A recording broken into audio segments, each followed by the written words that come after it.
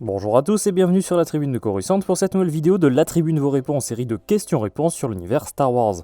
Avant de commencer cette vidéo, je vous invite à aller nous suivre sur les différents réseaux sociaux, Facebook, Twitter et Instagram si vous voulez vous tenir au courant de l'actualité Star Wars. On commence aujourd'hui avec les questions d'Eloane qui voudrait qu'on aborde le projet Blackwing. Dans l'univers canon, nous avons pu découvrir le projet Blackwing grâce au jeu Star Wars Commander. Dans ce dernier, nous apprenons que ce projet a été conçu par des scientifiques Sith au sein du département de recherche militaire avancé de l'Empire Galactique lors de recherches concernant l'immortalité. Un virus fut accidentellement créé lors d'une expérience visant à raviver les tissus nécrotiques. Ce virus tuait son hôte et le transformait en zombie brutal et cannibale. Les infectés étaient plus lents mais moins impactés par des dégâts physiques. La contamination de cette maladie changeait la couleur de peau de son hôte en un vert grisâtre. Ce virus semblait avoir une forme de conscience collective, les contaminés agissant comme une seule entité. Le projet Blackwing fut donc développé par l'Empire durant ses premières années, les soldats infectés recevant le surnom de Death Troopers.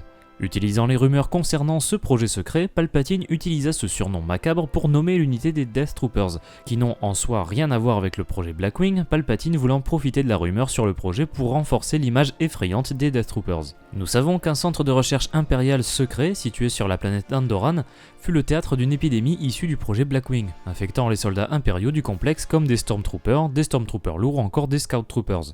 Au final, l'épidémie fut contenue à 2 reprises, empêchant ce virus de se répandre dans la galaxie. Dans l'univers légende, nous en savons davantage sur ce virus en question. Originalement créé avant 4646 ans avant la bataille de Yavin par le seigneur Sith Darth Dreer sur la planète Odacer Faustine. Ce virus devait pouvoir offrir au seigneur Sith la voie vers l'immortalité. Ces expériences furent cependant un échec, le seigneur Dreer succombant à sa propre création. Près de 1000 ans plus tard, pendant la guerre froide entre la République et l'Empire Sith, Darth Scabrous tenta de recréer sur la même planète, Odacer Faustine, le virus de Dreer en utilisant l'orchidée noire, appelée aussi orchidée Murakami. Scabrous infecta les élèves de l'Académie Sith d'Odacer Faustine, les changeant en zombies. Cependant, la maladie fut contenue sur cette planète et fut oubliée pendant de nombreuses années. Darth Vader, apprenti de Darth Sidious, apprit l'existence de ce virus et durant l'année précédant la bataille de Yavin, il organisa une équipe de scientifiques à bord du croiseur impérial le Vector, afin de recréer ce virus et de le transformer en arme utilisable pour l'Empire.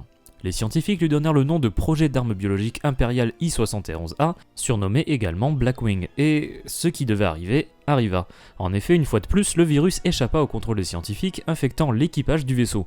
Les zombies avaient pris le contrôle du croiseur, rencontrant le vaisseau prison nommé le Purge, une opportunité pour infecter davantage de monde. À bord de ce vaisseau se trouvait d'ailleurs le contrebandier Han Solo et son comparse Chewbacca. Suite à l'incident du Vector, le projet Blackwing fut relocalisé sur Dathomir, et bien évidemment, le virus réussit à s'échapper à nouveau, infectant des Stormtroopers mais aussi des Sœurs de la Nuit et des Rancors, pour être finalement contenu encore une fois. L'histoire de la création de ce virus par les Sith nous est présentée par le roman Moisson Rouge ou Red Harvest écrit par Joe Schreiber, qui est de fait une sorte de préquel au roman Death Troopers du même auteur, qui décrit les événements à bord du destroyer Vector durant l'époque de l'Empire.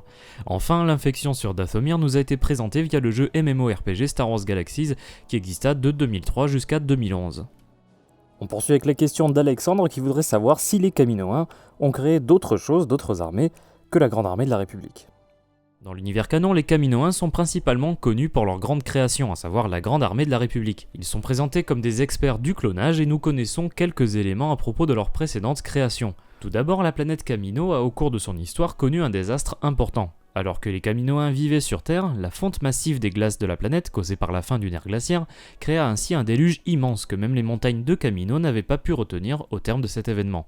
Les Kaminoans s'étaient adaptés en s'installant de plus en plus haut, finissant enfin par construire des cités à haute altitude, qui ne seraient pas submergées par les océans. Afin de survivre, les Kaminoans, qui étaient déjà de fins scientifiques, décidèrent plutôt que de faire appel à la République, d'utiliser leurs connaissances sur la génétique afin d'altérer leur code génétique. Cette manipulation leur permettrait d'être mieux adaptés aux nouvelles conditions climatiques de leur planète.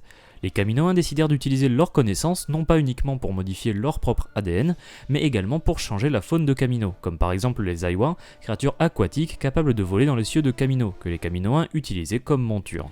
Dans l'univers légende, on sait que les Kaminoans ont réussi à survivre au grand déluge grâce à leur technique de clonage, à peu près 19 000 ans avant la bataille de Yavin. En effet, les Kaminoans se sont eux-mêmes altérés génétiquement via le clonage pour survivre. Les modifications dont étaient capables les Kaminoans étaient substantielles. Les Kaminoans devenaient adultes vers l'âge de 11 ans, conservaient leur forme physique optimale jusqu'à l'âge de 40 ans, puis montraient les premiers signes de vieillissement vers les 80 ans. Cependant, nous avons connaissance d'une Kaminoenne nommée Kinaha, qui apparaît dans le roman Imperial Commando, la 501e de Karen Traviss, et qui a été génétiquement modifiée, à l'origine pour survivre à de longs voyages hyperspatiaux. Cette Kaminoenne, lors de ce roman, a un âge hors du commun, avec une vie longue de plus de 3000 ans. En ce qui concerne les Aiwa, ces créatures dans l'univers légende sont à l'origine natives de la planète Naboo, certains ayant deux théories quant à leur présence sur Kamino.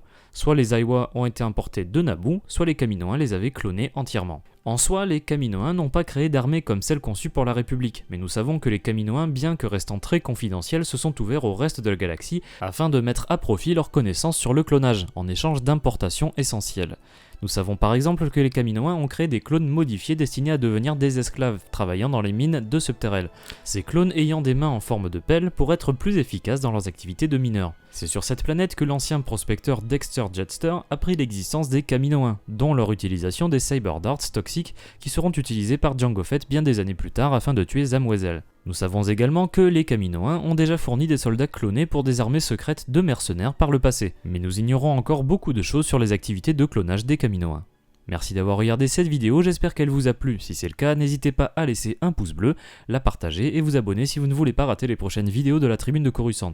Je vous invite également à aller nous suivre sur les différents réseaux sociaux, que ce soit Twitter, Facebook ou Instagram. Vous pouvez nous poser vos questions dans les commentaires de la vidéo ou par message sur nos différents réseaux. A bientôt et que la force soit avec vous.